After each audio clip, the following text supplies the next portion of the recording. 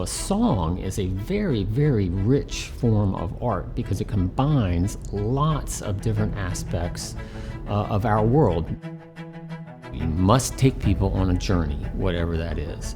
What is the big idea of the song? What is it trying to accomplish? I think as a songwriter, you're only as good as your palette is. So if you're able to pull in elements from other kind of global musics into what you do, this is going to enrich your sound, and you're more likely to come up with something that's really kind of innovative and different sounding. It's impossible to only do things your way just because that's the human condition, is that we're just influenced by everything that's just inside of us. When the story is connected emotionally to a composer, that's when the best music comes.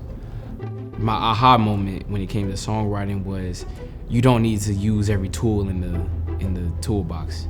Learning to just simplify things will help make better songs. The more that you hear something, you hear different ways to hear it.